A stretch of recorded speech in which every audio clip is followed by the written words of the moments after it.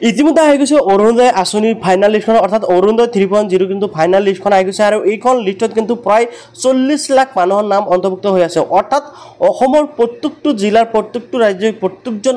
অৰুণোদয় হিতাধিকাৰীৰ নাম এইখন লিষ্টত অন্তৰ্ভুক্ত হৈ আছে অৰ্থাৎ এইখন লিষ্টৰ জৰিয়তে আপোনালোকে যিকোনো ঠাইৰ পৰা কিন্তু আপোনাৰ নাম এইখন লিষ্টত অন্তৰ্ভুক্ত হৈ আছে নাই অৰ্থাৎ আপোনালোকে অৰুণোদয় আঁচনিৰ জৰিয়তে 1500 টকা লাভ কৰিব নাই চেক কৰিব পাৰিব অৰ্থাৎ আপোনালোকে 1250 আৰু কি কৰিব 250 অৰ্থাৎ টোটাল আপোনালোকে 1500 টকা লাভ কৰিব অৰুণোদয় আঁচনিৰ জৰিয়তে গতিকে আপোনালোকৰ নাম এইখন লিষ্টত আছে নাই আৰু এইখন লিষ্ট আপোনালোকে কেনেকৈ ডাউনলোডিং কৰিব পাৰিব সকলো দেখুৱাম আপোনালোকে ভিডিঅটো সম্পূৰ্ণ কৰি চাব আৰু ভিডিঅ ভাল পালে নিশ্চয় লাইক আৰু চেনেলটো সাবস্ক্ৰাইব কৰিব ভিডিঅ যদি ফেসবুক চাইছে পেজটো ফলো কৰি নিশ্চয় শেয়াৰ এটা মাৰিবলৈ পাহৰি নাযাব শেয়াৰ মাৰিলে আপোনালোকে কিন্তু পিছতো চাব পাৰিব বা আপোনালোকৰ সকলো মানুহে জানিব পাৰিব যে অৰুণোদয় আঁচনিৰ ফাইনেল লিষ্টখন কেনেকৈ চেক কৰিব পাৰি তো ইয়াতে কি কি ডিটেইলছ আপোনালোকে পাব হেতু মই প্ৰথমতে আপোনালোকক দেখুৱাইছো প্ৰথমতে দেখুৱাইছো অৰুণোদয় 3.0 ফাইনেল লিষ্ট 2025 আপোনালোকে নিশ্চয় দেখিবলৈ পাইছে প্ৰথমতে আপোনালোকে দেখিবলৈ পাব ইয়াতে ডিস্ট্ৰিক্ট সমূহৰ নাম অৰ্থাৎ আমাৰ জিলাসমূহৰ নাম প্ৰথমতে আপোনালোকে দেখিবলৈ পাব তাৰ পিছত ইয়াতে এলএসি অৰ্থাৎ বিধানসভা সমষ্টিৰ নাম তাৰ পিছত আহিব আপোনালোকৰ ব্লকৰ নাম আৰু আহিব তাৰ পিছত ইয়াতে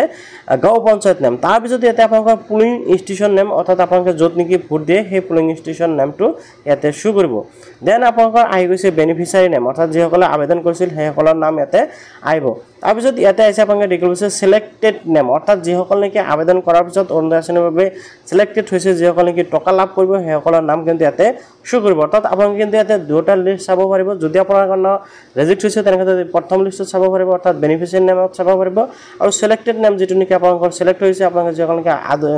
অৰুণোদয়ৰ জৰিয়তে টকা লাভ কৰিব হেতু কিন্তু আপোনালোকে এই দ্বিতীয় লিষ্টত চাব পাৰিব তাৰ পিছত ইয়াতে আহিছে অৰুণোদয়ৰ এপ্লিকেশন আইডি অৰ্থাৎ আপোনালোকৰ অৰুণোদয় আইডি কিন্তু এটা হৈ যায় যিসকল নেকি অৰুণোদয় আঁচনিৰ বাবে আবেদন কৰে সেই আইডিটো আপোনালোকে ইয়াতে দেখিবলৈ পাব ৰেশন কাৰ্ডৰ নম্বৰ দেখিবলৈ পাব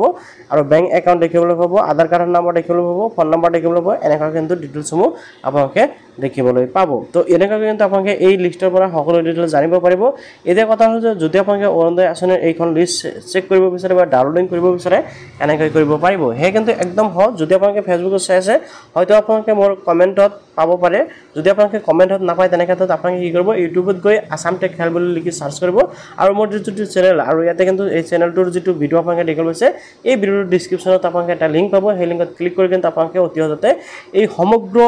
অসমৰ প্ৰত্যেকটো জিলাৰ মানুহৰ নাম চেক কৰিব পাৰিব যে অৰুণোদয় আঁচনিৰ লিষ্ট বা লিষ্টত আপোনালোকৰ নাম আছে নাই বা আপোনালোকে অৰুণোদয় আঁচনিৰ জৰিয়তে টকা লাভ কৰিব নাই তো ভিডিও ভাল পালে নিশ্চয় লাইক আৰু চেনেলটো সাবস্ক্ৰাইব কৰি পেজটো ফলো কৰি শেয়াৰ এটা মাৰিবলৈ পাহৰি নাযাব